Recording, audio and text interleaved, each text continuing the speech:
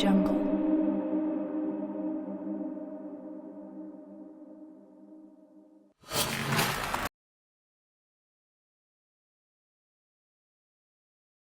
अस्सलाम वालेकुम जी, this is तला Ashraf Zia.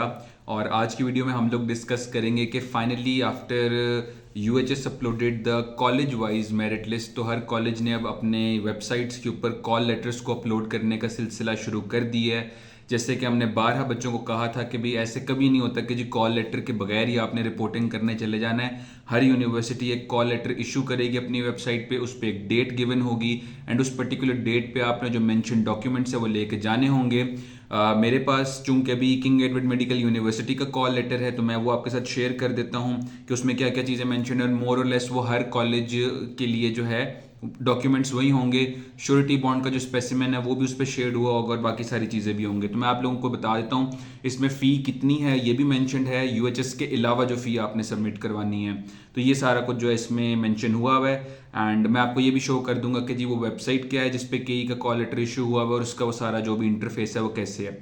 Not talking about the call letter, तो इस पे मेंशन हुआ है कि जी ये आपने जो पहला पॉइंट उसमें ये लिखा हुआ है कि जी you will be medically examined before your fee and documents are accepted. Medical examination होती है, आई मीन बस आप समझ ले शोगल ही होता है, उसमें कोई इतनी कोई ऐसी चीज़ नहीं होती। फिर लिखा हुआ है कि आपने following documents in original and 4 attested copies of each in a plastic folder with the university office before depositing the university फी।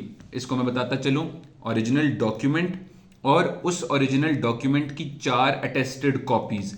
ये कॉपीज आपने आईबीसीसी से अटेस्ट नहीं करवानी होती, ये आपने कॉपीज जो है किसी गवर्नमेंट एम्प्लॉय से जो है करवानी होती है। उनकी स्टैंप होती है ऊपर, साइन और सारा वो अटेस्टेड वगैरह लिखना होता है। आपके पेरेंट्स वगैरह को शायद बेहतर आइडिया हो, तो आप लोगों ने ये अटेस्टेशन करवानी है उन कॉपीज की और आपने जो है जो ओरिजिनल जो है इसको एक प्लास्टिक फोल्डर में आपने कर देना है और ये आपने सबमिट करवाना होता है। अब इसमें चीज़ें क्या मेंशन है, सबसे पहले उन्होंने लिखा हुआ है कि जी सेकेंडरी स्कूल सर्टिफिकेट यानी आपके मैट्रिक या फिर ओ लेवल्स का जो सर्टिफिकेट है, वो लेवल्स वाले बच्चों को आपकी जो इक्विवेलेंस होती है आईबीसीसी से वो सबमिट करवानी होती है।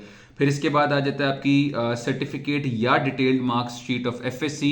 आपके पास अगर सर्टिफिकेट नहीं है तो आप मार्कशीट भी एफएससी की करवा सकते हैं। एंड सेम गोज फॉर दो स्टूडेंट्स जो ए लेवल्स के हैं कि उनको फिर आईबीसीसी की जो भी कन्वर्जन होती है उसके हिसाब से अपना सर्टिफिकेट सबमिट करवाना होता है। फिर उसके बाद character certificate of the university last attended, यानी आपके पास करेक्टर सर्टिफिकेट होना चाहिए of your last institute.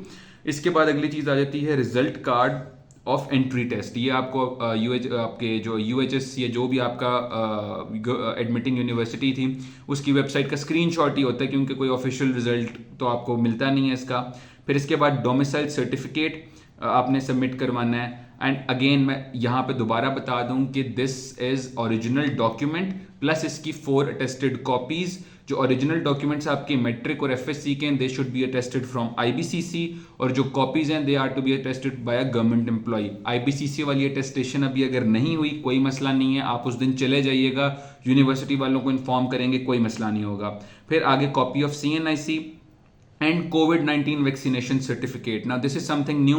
Copy of CNIC तो आप लोग सबमिट करवा देंगे, और अब उसमें जो अगली चीज़ है दैट इज कोविड-19 की जो वैक्सीनेशन सर्टिफिकेट है, ये नादरा की वेबसाइट से भी मिल जाएगा। अगर आप किसी कंप्यूटर वाले के पास जाते तो अमूमन उनके पास भी वो नादरा में लॉग इन करके आपकी इन्फॉर्मेशन डाल के वो कर दिया करते हैं। तो you need to get this additional thing, कोविड-19 vaccination certificate issued by NADRA, उनकी वेबसाइट से मिल जाता है। You have to pay for it और फिर आपको इशू कर दिया जाएगा।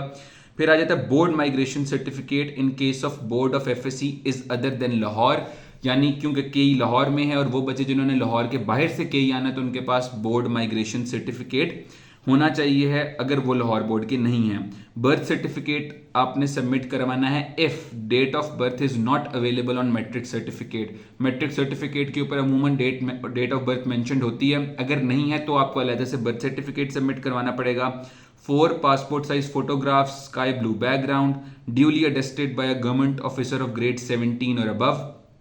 इसके बाद आ जाता है a certificate that you have been inoculated against the entire group of fevers within the preceding 12 months and also bring your chest x-ray, certificate that you have been fully vaccinated against tetanus, and certificate that you have a full course of immunization against hep B virus।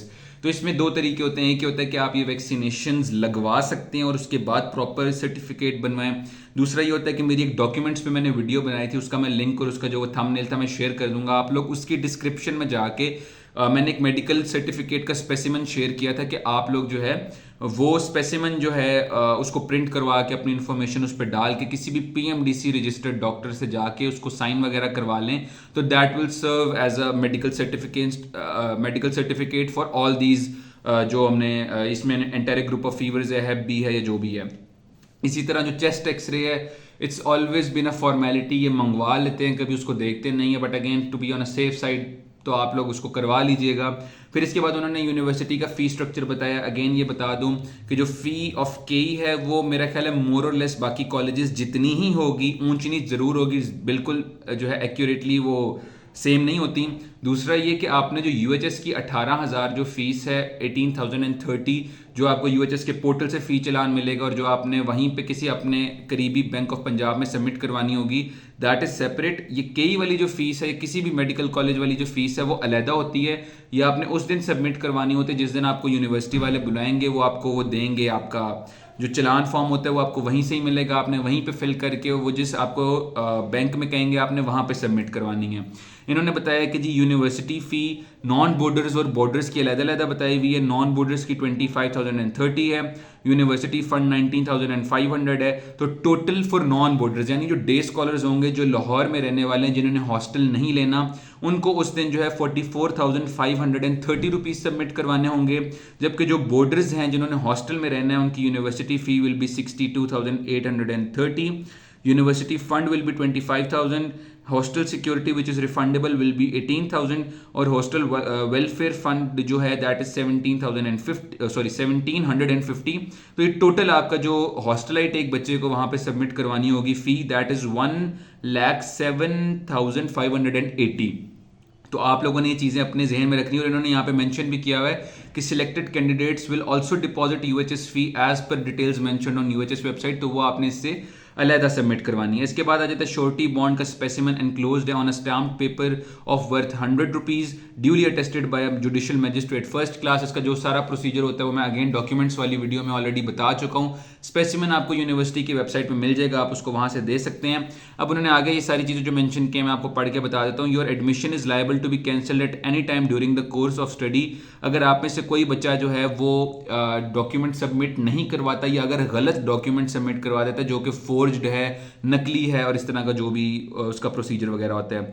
और फिर इसके बाद अगर हम देख लें कि उन्होंने जो डेट आपको मेंशन की हुई है, सबसे जो इंपॉर्टेंट चीज़ है वही जो बच्चे कह रहे थे कि जी ज्वाइनिंग लेटर जो यूएचएस ने दिया हुआ है वो बस लेके हम पहुंच जाएं और कभी भी चले जाएं, कुछ ऐसा नहीं होता। Please report to the office of the undersigned along with this call letter fee and documents mentioned above on 19/12/2023। 19th of December को बच्चों ने अपनी फ़ी जो सबमिट करवानी है और जो डॉक्यूमेंट्स है वो लेके आपने केई आना है। ये उन बच्चों के लिए है जिनका केई का मेरिट 1 से लेके 150 तक है।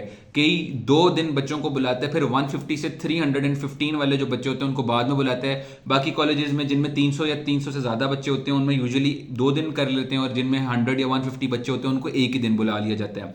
खैर मैं आपको केई के हवाले से बता रहा हूँ, आपकी यूनिवर्सिटी की वेबसाइट के ऊपर भी कोई ना कोई कॉल लेटर या इस तरह का स्टेटमेंट जो है वो इशू कर दी जाएगी। और फिर उन्होंने साथ ये बताया कि जी 8:30 आप लोगों ने रिपोर्ट करना है। अगेन वही बात ये है कि 8:30 पे ना वो लोग खुद आए होते हैं ना कुछ होता है, तकरीबन 10-11 बजे जाके सारा प्रोसीजर स्टार्ट होता है। एक और चीज़ ऐड कर दूं कि अगर आप थोड़ा सा लेट भी हो जाए तो कोई मसला नहीं होता। अगर आप इन्होंने 8:30 का आप 11 या 12 बजे भी पहुंचेंगे तो कोई मसला नहीं होगा।